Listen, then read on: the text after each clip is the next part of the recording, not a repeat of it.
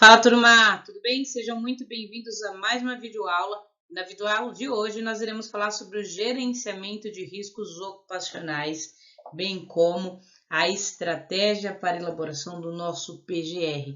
Mas eu preciso ter um início, né? Eu preciso fazer um planejamento de forma que eu tenha ali um início, por onde começar.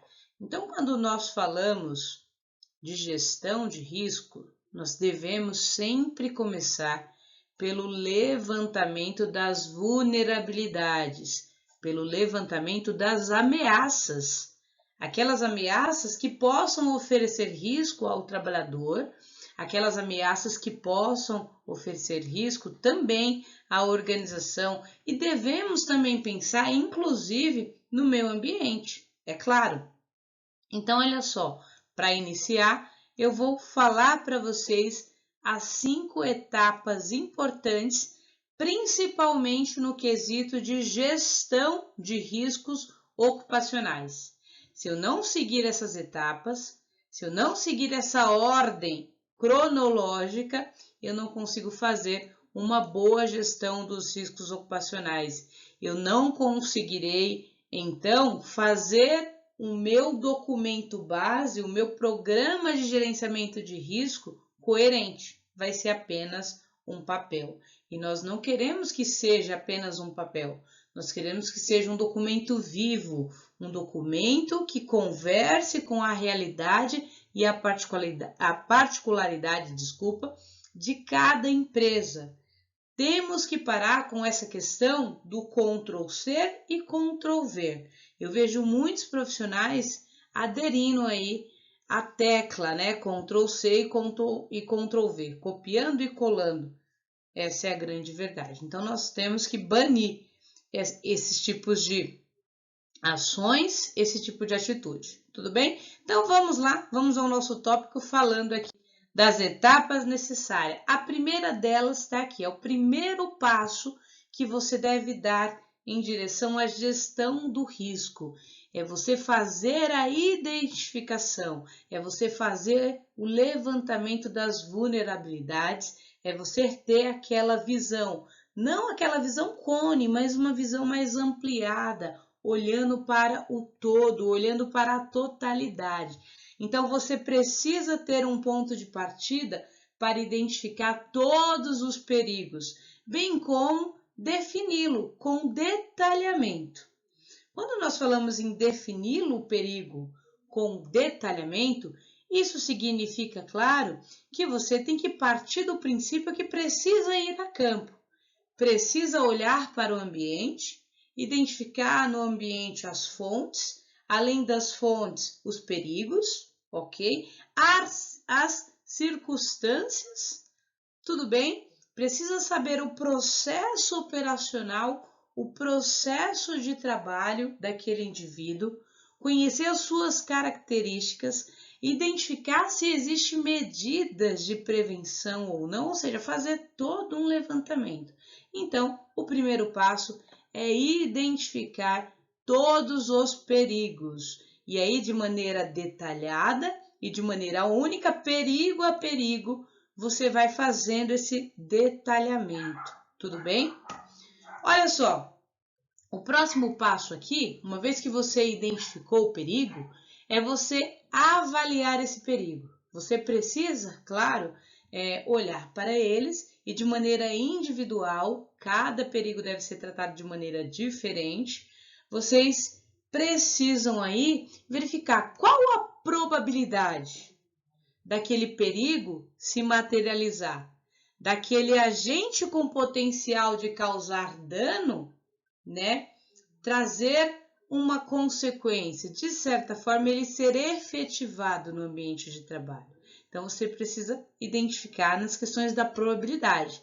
É baixa? É média? É alta? Um exemplo, existem várias ferramentas, mas nós precisamos trabalhar desta forma.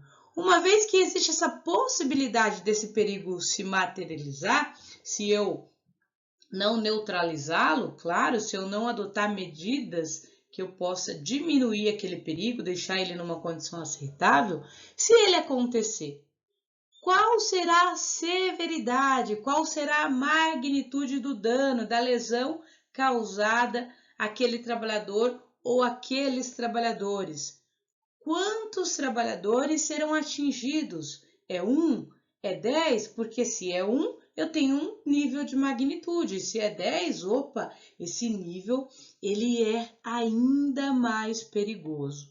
Tudo bem? Então, eu preciso usar uma matriz de risco ao qual eu vou definir, vou fazer o cruzamento de probabilidade com severidade e eu terei ali um nível de risco, a saber se aquele nível, de acordo com todas essas combinações, se ele é aceitável, se ele é um nível irrelevante, por exemplo, ou se ele é um nível intolerável, um risco grave eminente. Então, a segunda fase, o nosso segundo passo a ser dado é fazer a avaliação de cada perigo ali no ambiente e as suas combinações que acabam contribuindo de maneira positiva ou negativa. Olha só, o terceiro e também importantíssimo fato, uma vez que eu identifiquei o perigo, que eu avaliei, eu percebo que ele é um nível intolerável. Então, eu preciso adotar medidas de proteção, de prevenção, para neutralizar, para deixar ele numa condição aceitável, por exemplo, tá? Então, eu já tenho o meu nível de risco. O nível de risco é intolerável. Ok? Então, o que nós podemos fazer imediatamente? Se é intolerável, risco grave iminente, tenho que parar aquela fonte que está gerando aquele perigo. Se é um maquinário, eu preciso interditar aquele maquinário. Eu preciso, então, para que o trabalhador volte a trabalhar, né, deixar aquela fonte, aquele maquinário numa condição aceitável, tá bom? E neste caso, se o nível for intolerável para o maquinário, imediatamente um plano de ação. Rose, mas o nível deu aceitável quando eu fiz o meu cruzamento de probabilidade com severidade, o nível deu aceitável. Ok que o nível deu aceitável. Ainda assim, eu preciso colocar no meu plano de ação para que eu trace ali estratégias de manter ele nesta condição. Vocês entenderam? Tem que ser vivo esse negócio, não dá para ser simplesmente um documento. Então, o primeiro passo, identificar.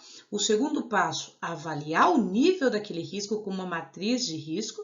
O terceiro passo, os tratamentos necessários para eu deixar aquele risco, aquele nível de risco, numa condição aceitável. Tudo bem? E aí, quando nós falamos da quarta e da quinta etapa, nós temos aí o monitoramento. Mesmo que o risco esteja numa condição aceitável, eu preciso monitorar o tempo todo. O tempo todo eu tenho que verificar se os procedimentos estão sendo adequados, se eu preciso de uma nova implementação, se eu preciso melhorar alguma coisa, se os treinamentos estão caminhando, se eu não tenho nenhuma falha ali ou um risco de uma possível falha dentro daquele processo, que aí eu preciso corrigir. Então, é uma revisão necessária e fundamental para que essa gestão de risco ela seja ativa. Eu preciso reavaliar, eu preciso monitorar todas as situações, tudo bem? Para que eu possa definir ou, de certa forma, entender se os tratamentos e os controles implementados estão sendo coerentes e estão sendo suficientes para manter aquele nível de risco ainda assim numa condição aceitável. Tudo bem? E por final, mas não menos importante, é a comunicação. Eu preciso, pessoal, ter uma boa comunicação. Essa comunicação, digamos que ela vai banhar, né, todas as etapas anteriores. Então, em todas as etapas anteriores, seja da identificação, da avaliação, do tratamento, do monitoramento, eu preciso o tempo inteiro me comunicar com o gestor que está acima de mim, que vai dizer se eu posso fazer ou não, me comunicar com os trabalhadores, receber ali o feedback dele, se ok, tá tudo bem, ó, tá bacana aqui o procedimento, né? Visualizar, então o tempo inteiro eu preciso ter esse feedback, esse retorno, não somente receber, mas também aplicar feedbacks, seja esses feedbacks positivos ou seja esses feedbacks negativos. Por exemplo, olha, o senhor não está usando adequadamente, o senhor precisa, né? O colaborador muitas vezes não vai gostar deste alerta, mas eu preciso passar para ele. Tudo bem? Então aí eu acabei de falar para vocês as 5 etapas importantíssimas para eu fazer uma boa gestão de risco. Eu preciso dar o primeiro passo, o segundo, o terceiro, o quarto, o quinto e sempre rever todos esses processos, todas essas etapas para ver se elas continuam no nível aceitável. Galera, é isso, olha só, se olhe para dentro de si. Às vezes nós nos sentimos um gatinho frágil, né?